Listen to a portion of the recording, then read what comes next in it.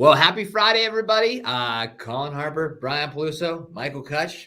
The trifecta is back again this week. Brian's not out of town. So, again. Not yet. I'll be leaving. Yeah, there we go. I'll be out of town this afternoon. Now, I know you guys are pretty jealous of Brian's travel schedule. He's been to the most exotic locations recently. We have Cleveland, Harrisburg. Cleveland's coming up. Harrisburg. Yeah, this weekend. Yeah. Detroit? A couple times in Detroit. Yeah. They call that the Miami of the North. I do remember them saying that while I was there. We haven't heard that down here in Florida. It's a new thing. You don't have to brag for me, though. In all these places. Wonderful. Well, anyway, sorry. I just got a bit sidetracked. Just excited to have Brian back and the whole team together. So, Mike, a lot of exciting stuff going on. Hopefully you guys, a lot of our clients and some of the folks who are thinking about working with us joined us for an event last night, a wine tasting and a market update we did with one of our partners, City National Rockdale. Fantastic event. So huge thank you to everyone who joined us there. We really enjoyed. I know Brian hosted a few folks at his house. Mm-hmm. David hosted a few folks down in Florida. And I think Mike hosted at least your dad, maybe a couple more down at your house there.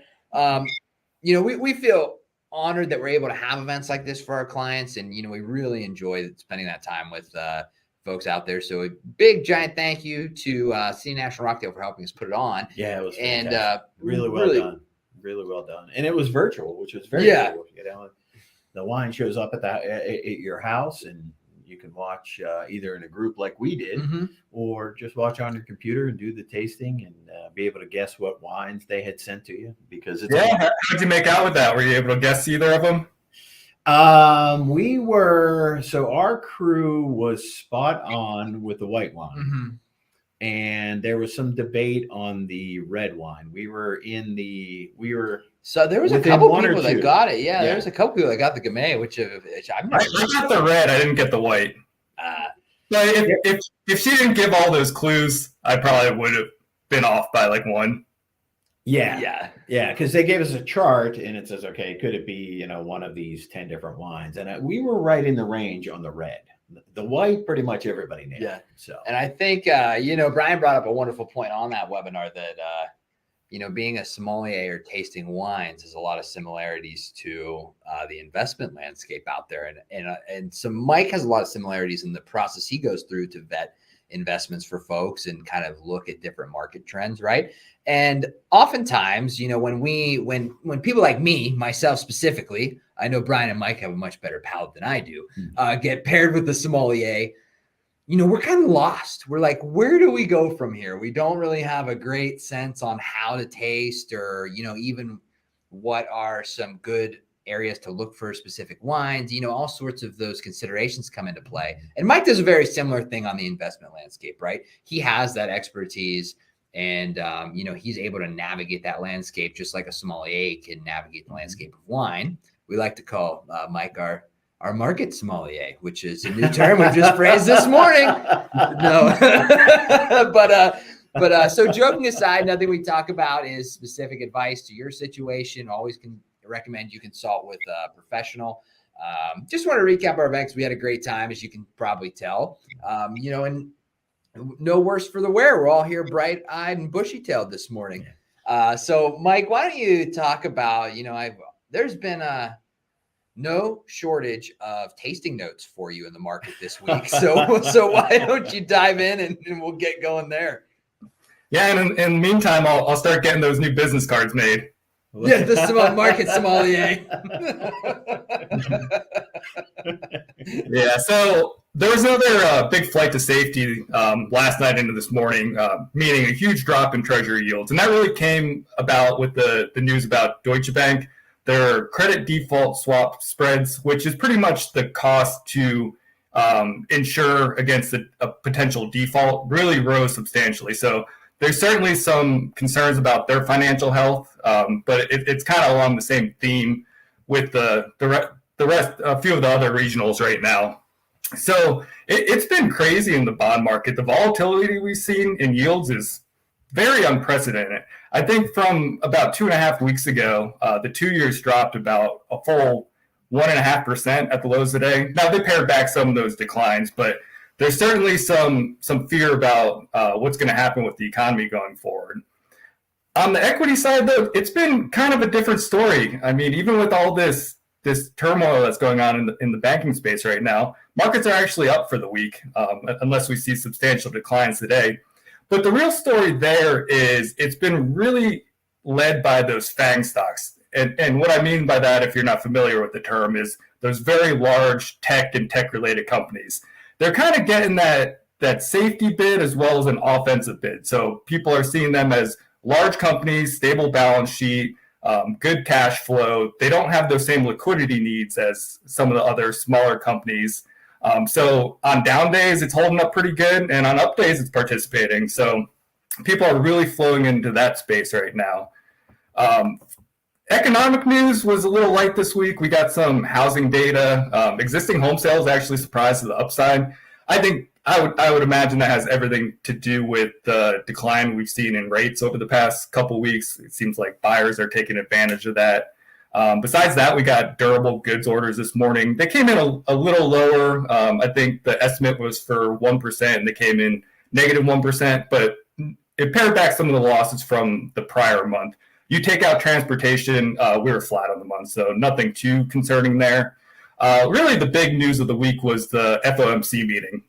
Powell came out and announced they raised rates by 25 basis points, so not a big surprise there. That's what I was expecting, and the market was primarily expecting that. There was some talk about doing no rate increase for that meeting, but I think that would have either caused a market rally or potentially a sell-off if the market was like, oh, the Fed's not raising rates. What are they? They must be concerned about the economy, so maybe I should be. So it really could have gone either way. And 50 basis point increase, I think, would have just been unwarranted given what's going on with the banking situation right now. And that would certainly have spooked the stock market.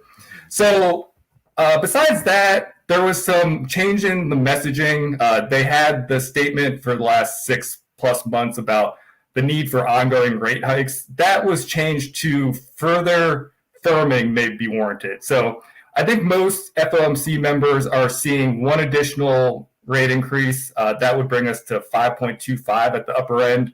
But that's really going to be dependent on where the economy goes. Right now, the bond market's pricing in, I think, a 70.75% cut by year end. And Powell made it pretty clear that they're not thinking about rate cuts right now. But we all know how that goes.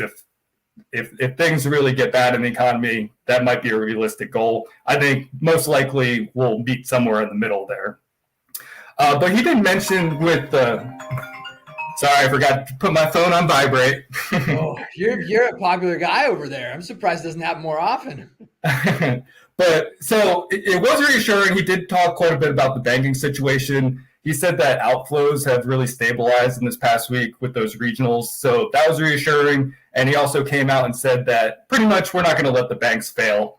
So that was good. But he did acknowledge that that's going to create a tighter lending environment. So it's going to, in some ways, act as additional rate hikes. In fact, I think Goldman came out and said they see the tighter lending environment leading to a decline of 0.25% to 0.5% off GDP this year. So initially, the market rallied on Powell's speech, gave back a little on the no rate cut statement. But I think it declined in the close more because of Janet Yellen was speaking at the same time. And she kind of made a statement about they're not going to make a broad insurance for all depositors. That would mean those deposits above $250,000. But ultimately, I think if there's even a chance that it's going to lead to contagion and further outflows of deposits across the other regionals, they'll probably come in like we've seen in the past couple of weeks.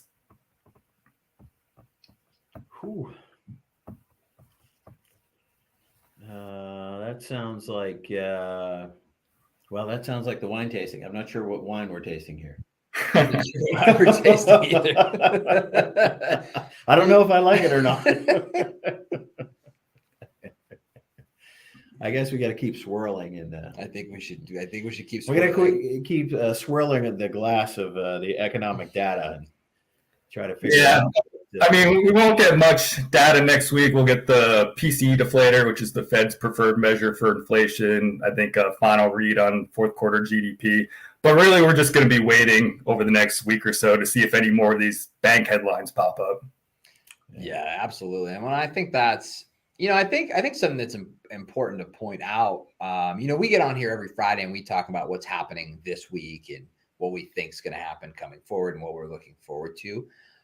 That's important for what we do for folks, but it's not necessarily extremely important to your life out there. Our viewers and listeners and the clients we work with. This is very much the role we play for our clients. It's very important that we are up to speed on all of this. But we also take it with a grain of salt. And, I was going to try to do a wine analogy and it just fell flat in its face. But, so, we look at this and say, how does this affect the folks we're working with from a long-term perspective? And so knowing that, it makes a lot of the short-term concerns much less bearable for us personally and for the folks we're working with, in our opinion, because it all kind of gets wrapped into a plan. And, kind of speaking of planning, our topic for today is, if you own a business and you have the ability to pay your children, while I certainly can't guarantee they'll actually do any work for you, there's a number of benefits to doing that. I would say primarily one of the biggest benefits is if you are in a position where you own a business and you're able to pay your children, you can take a write-off on that, salary, but also it provides your children with earned income that gives them the ability to, fund a Roth IRA, which for younger folks is something that it's pretty hard to find. Even if you just go up to kind of the annual exclusion amount of income and you could put 100% of that income in a Roth IRA for, your kids. I don't have any tips on how to actually make them help you in your business, but it's certainly well, they can do filing. They can do all sorts of stuff. There's a lot of things. If you're a business owner, you have to look around your office, a lot of things that you might put off and say, hey, I'll get to this someday. Well, maybe you bring one of your children in and say, well, go ahead and tackle that. And again, that could be, pretty basic, organizing things. It could be, organizing client lists.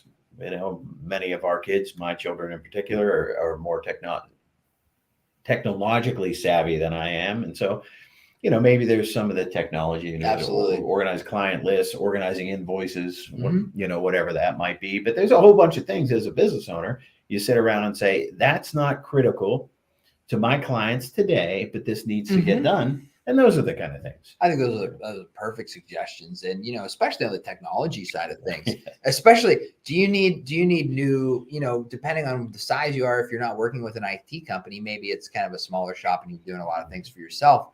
Is there, do you need to get new computers? Is that something your kids could help you do? Can they help you go do some research and find some computers? Can they help you set up yours or your employee's cell phone? So even stuff as simple as that, because I know, I play that role for my dad quite a bit in helping with technology, but I know in the not distant future, Gabby's going to be helping me with technology. So I think that's a great, kind of thinking outside the box way to not only get your kids involved in something that's important to your family, but also get some added benefit of, setting some money aside for them. And the really cool thing about the Roth is, that can really help with some milestones for the kids later on down the road. There's always an option for, we don't see it used as often for education, but I think one of the biggest things is that first time home purchase and that $10,000 allotment you have to go towards a first time home purchase. And we've seen that time and time again with, kids and grandkids of our clients that we work with. They have, were able to get a Roth early in life and take advantage of that. That benefit for a down payment on their first home, things like that. So just a couple thoughts there on the Roth. Well, it goes to what has been said very often and is absolutely true. It's not timing the market, it's time in the market. And so if you're able to start yourself or your children out earlier, that gives them more time, and then they don't have to time the market. We know that longer periods of time in the market, it's called the market S&P 500, let's just say it's an index, whether it's an ETF or an index mutual fund. So that's what we're going to call the market today. The longer you're in it, the higher probability of success you have. We know that. And so, the savings that you have or your children between whatever time they start in the age of 30 make all the difference.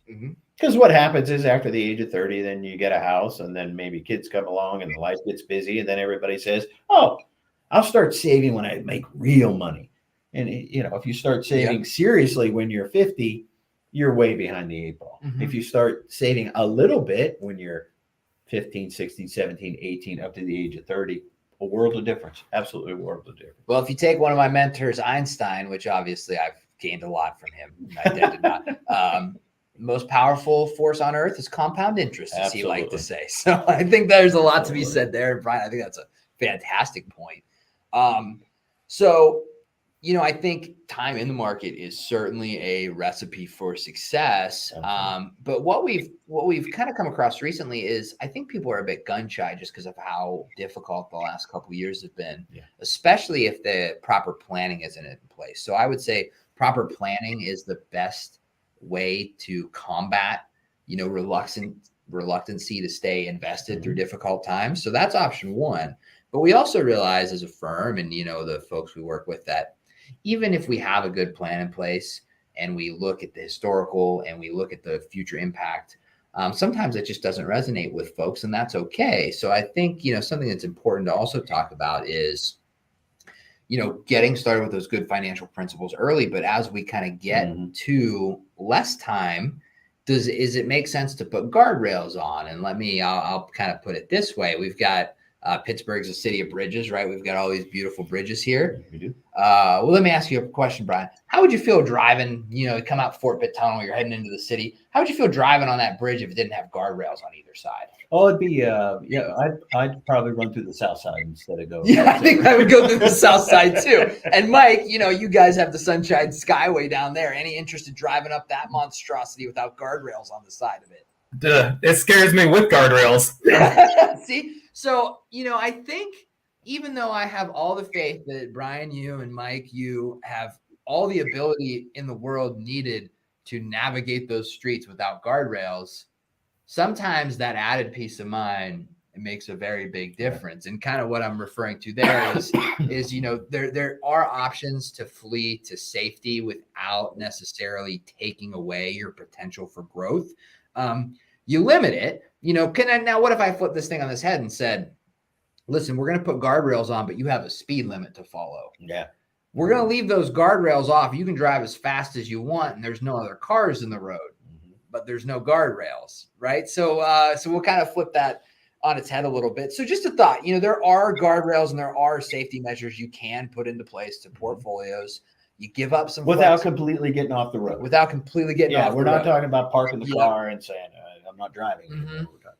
And that's a specific case for if that's something that resonates with you, feel free to reach out. We'd be happy to talk to you about that. It's not rocket science. There's products called buffered annuities, speaking in very general terms, not recommendations, that have seen a lot from a industry standpoint, have seen a lot of inflows recently, and they provide some guardrails for folks who would still like to participate in growth, but are a little leery of what we've seen in the environment over the past couple of years. So just a little extra thought on the planning side of things, and folks that, we work with, things that have been working for them.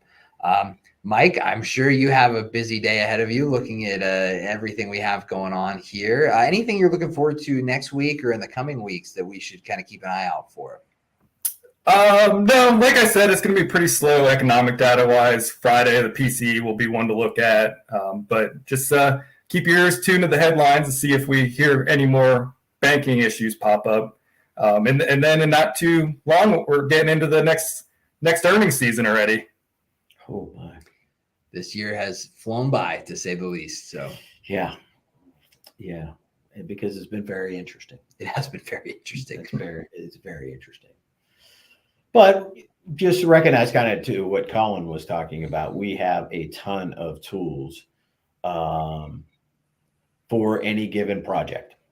If the project is the banks are challenged, which we know some of them are, and have been, and then that's just a different tool. That becomes a slightly different project. But just recognize we have a lot of tools, which is why it's very important to stay engaged with us. We're doing a lot of annual reviews right now. But recognize, most importantly, whatever the project becomes, and we don't know what that project might be next week or the week after, we have the tools to make that project as successful as possible. And Colin, I will, kind of paraphrase some of what you had talked about.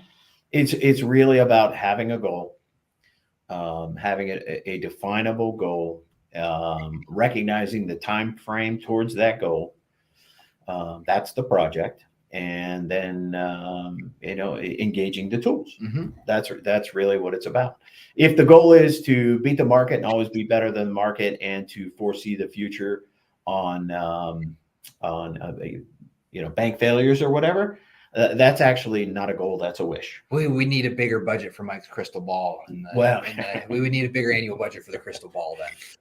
But that is not a goal. A goal is, I would like to retire. I would like to send a child to college. I'd like to have a new home. I'd like to have a new car. This is my time frame. That's a goal. It's just a crazy wish to say my goal is to be better than the market or better than my neighbor's portfolio. That doesn't work. That doesn't happen. No. It all comes down to planning. That's what we love to do here. Yep. If you couldn't tell, we're planners. The investments are an extremely important part of what we do, but it all starts with the plan. And Mike does a fantastic job of catering those investments to fit in with the plans we have for our clients we work with. So I will leave it at that. Mike, as always, great seeing you from across the country here. Yeah, thank you. Brian, as always, love hosting with you here in the Berg. Take advantage. Well, I hope nobody takes advantage of the guardrails currently on bridges, because that means you ran into one of them. But, go have a fantastic Friday. Enjoy some wine. That's kind of on the top of our mind from last night. Hope you all have a fantastic week, and we look forward to catching up with you next Friday. If there's anything we can do for you, do not hesitate to reach out. We would love to have a conversation with you. You can reach us at info@hpkprovident.com or 724-463-1331. We talk about reach out to us. And we never tell people how to do it. No, we don't. Yeah, or send us a message on Facebook. I think we can figure that out too. Oh, yeah, we're late. You can figure that out. I can figure that out. I'm the IT guy, unfortunately. So, all right, everybody, have a fantastic week. Thanks for joining us. Be safe.